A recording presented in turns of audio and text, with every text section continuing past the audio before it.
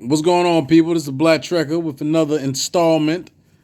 Thank you for taking the time out your day, afternoon, or evening to kick it with me for a few ticks so I could talk to you about another wonderful episode of Star Trek that I was watching that I would like to give you my opinions on. And then also from there, you can give me yours in the comment section. So I was checking out an episode from Star Trek Voyager called the Omega Directive. And the Omega Directive, it takes place in season 4, episode 21. And so basically what occurs is in this episode, the Voyager crew is traveling in a unknown region of the Delta Quadrant. And what occurs is that they get a sensor report, and then all of their computer screens go dark, and then it has the Omega symbol. And so Commander Jacote is like, what's going on? And then Tom is like, my screen's not working anymore. So then Jacote is like, well, we got to do a full sensor evaluation. And so then Captain Janeway comes out and says, don't worry about it, I got this. And then she types on the screen and everything returns to normal. And then she's like, all information, all sensor data sent to my ready room. And Jacote is like, yo, what's going on? Because Jacote is second in command, so he's supposed to be privy to all of the happenings and classified information correlated to the ships. But he was out of his element because she didn't divulge that, not initially. So what occurred is that she said, I'll let you know as time is needed. So what happens is that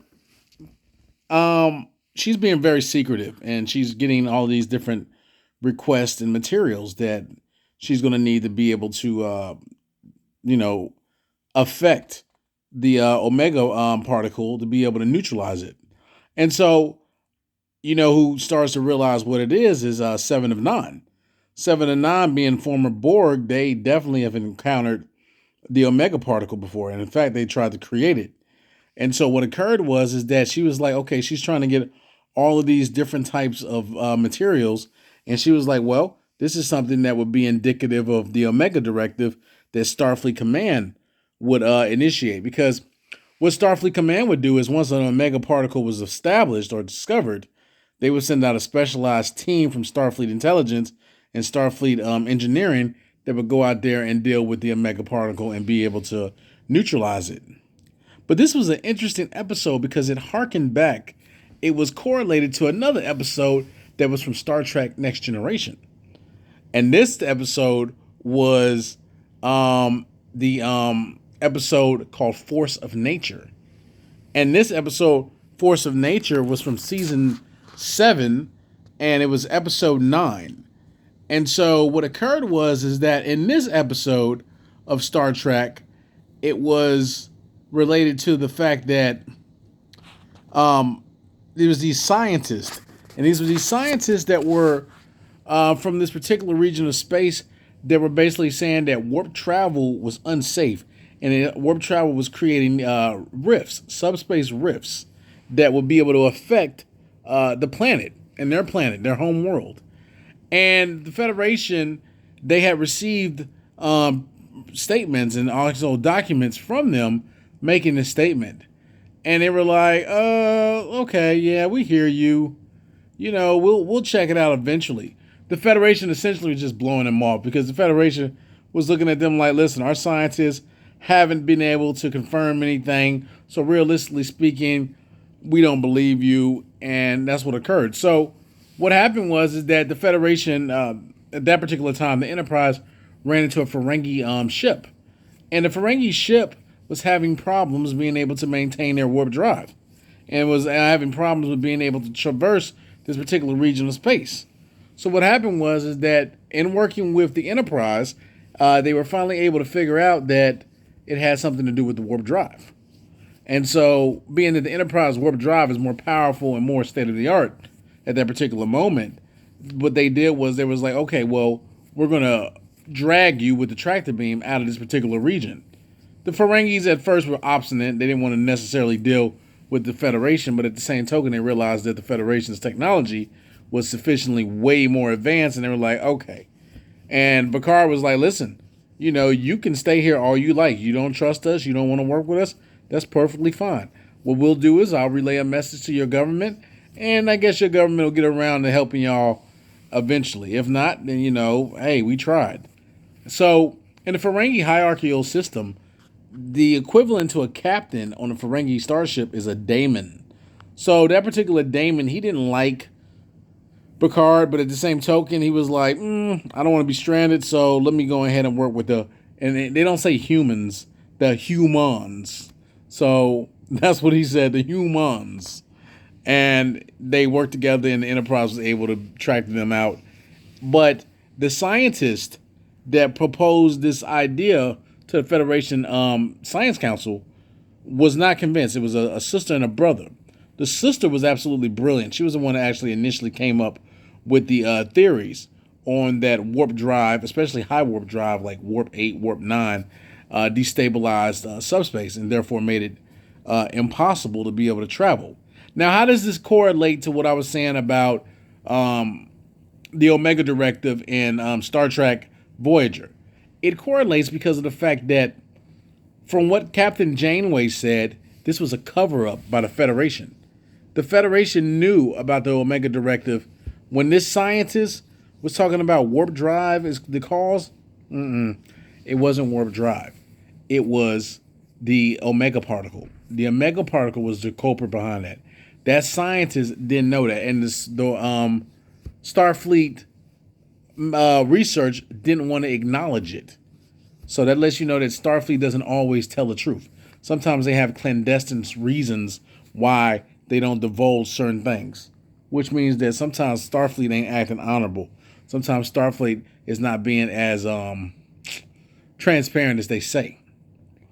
And so this is what occurred because the Borg knew what it was, and they knew it wasn't. It didn't have anything to do with warp drive, and Starfleet knew. So that's what essentially was the gist of the episode. But nonetheless, Captain Janeway was like, "Listen, we got to stop this." So as the episode went on the Omega Directive, they discovered that the explosion that affected subspace and subsequently warp in general throughout that whole entire star system was caused mainly by an explosion on a moon. So they have finally got to the moon, and they were able to see that it was a massive explosion. I'm talking about like 30,000 kilometers of that planet's surface was already inundated with different types of radiation. And as a matter of fact, before they went down, they had to get a Thorazine shot. And the Thorazine shot, I guess, protects against certain types of radiation that are harmful to, humans. And they went down there, and this facility was absolutely a wreck. I mean, and they opened one of the containment areas, and they saw that it was remnants of the Omega particle there. Now, however, how did they contain it, and how did they actually produce it longer than a millisecond is beyond what they were talking about in the actual show. But nonetheless, the thing is that it was still functional. And she had took, readings of the Omega particle because this was the first time that anyone that was able to sustain the particle beyond a few seconds. So big ups to the scientific community that did sustain the Omega particle. However, somebody was being so eager to be able to push it out and try to weaponize it that they didn't follow decent safety procedures, and it exploded and took out more than half of that moon's surface. So this lets you know, based off of the episode, that Catherine Janeway, that Starfleet was being clandestine and Starfleet was not being 100% truthful. And in this episode, Force of Nature, episode 9, Picard was reading the tablet where Starfleet had reviewed the research. And this is why Starfleet already knew what it was. And Starfleet already knew the implications of what it would do to warp drive and travel throughout that particular quadrant, because of the fact that they got back very quickly with not a solution, but kind of like a temporary band-aid to the situation until they could change the dynamics of the warp drives. Because as you see with Voyager and like the Prometheus class and whatnot, their warp field designs are different, and also their overall engine designs are different. Because now Voyager has the ability to fold its engines opposed to, just being straight flat out. And this is one of the reasons why people believe for the design of Voyager. But in all actuality, they knew full well that you couldn't travel at high warp. Now, again, this is one of those two-part one-off type of series. And what I mean by two-part one-offs is that it was explained in Star Trek Next Generation, and then it was later put into more depth, like 2 or 3 years later by Star Trek Voyager, a completely different series, but it's still canon. So technically, it's still, the truth. So my question would be this. Why would Starfleet lie and not just be straightforward and honest when Starfleet is supposed to be the beacon of truth and integrity in the Alpha Beta Quadrant? That doesn't seem like they're being honest. Now, Picard did say that they were disseminating all relevant information to the Klingons, Romulans, Cardassians, etc., all spacefaring civilizations. But they're spewing disinformation. They're giving information that's not 100% reliable on truth. And if the Federation was able to determine that it was ultimately not caused by warp drive, then the Romulans would be able to do it because the Romulans have the Tal Shiar, and the Tal Shiar are highly intelligent, covert operatives. So they would have been like, we think that the Federation is BS and not telling us the truth. And then subsequently, they would have been like, called them out on that. So, yeah, that's what it was. It was a very interesting episode because this would effectively limit the progression of warp drive. And I think a lot of people don't realize that, and this is not exact, so don't quote me on this or, come after me for not giving you the exact numbers. But warp 1 is the speed of light. So that's 186,282 miles per second. That's warp 1. Warp 2 is not like double the speed of light. Warp 2 is like 15 times the speed of light. You see what I'm saying? And then warp 3 is like 50 times the speed of light. And warp 4 is like 65 times the speed of light.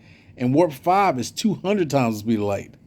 So it's a significantly faster amount of velocity that you're attaining. But when Jean-Luc Picard was having an interview with his, well, not an interview, but he was having a briefing with his staff, and he was talking about the guidelines from the Starfleet Security Council in relation to what to do, they's like warp 5. And Captain Jean-Luc Picard looked shocked. He was like, if you go back and watch the episode, you'll be able to see definitively his reaction. It wasn't great. Because if you look at it realistically, warp 5 is 200 times faster than warp 1, which is the speed of light. And that, from our perspective, from our technological standpoint, if we could go to warp 5, we'll be out there. We'll be exploring. We would at least be 20 to 50 light years out from Earth at this particular time in our technology. But I digress. Anyway, but if warp 5 is 200, then warp 6 is like 500 times the speed of light. Warp 7, and you got to also look at it like this. Warp 7 is like 850. Warp 8 is like 990 times faster than light. Then this is when it gets really ridiculous because you look at it like warp 9 is 1,200 times the speed of light. Then warp 9.1 is 1,250. Warp 9.2 is 1,350. Warp 9.3 is 1,500. 1,500 times the speed of light. Warp 9.4 is 1,700. Warp 9.5 is 2,000 times the speed of light. Warp 9.6 is 2,500 times the speed of light. Warp 9.7 is 3,000 times the speed of light. And I'm going off of what was provided in Star Trek schematics. It was a book that was provided by Paramount, and it explained the warp factors. So this is actually canon statements.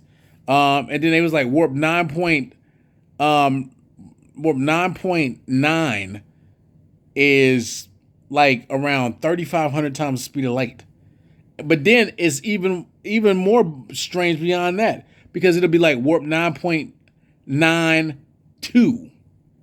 So it'd be like warp 9.92. And so then it'd be like 4,000 times the speed of light. And then it'd be like warp 9.93, warp 9.94. Like an example, the Starship Voyager goes warp 9.93. So that's like 4,500 times the speed of light, which is crazy. I don't have the numbers for you, but that's a huge number compared to the speed of light. I mean, it's gone. So, from Picard's perspective, I mean, the Galaxy class starship at this particular time could go around warp 9.6.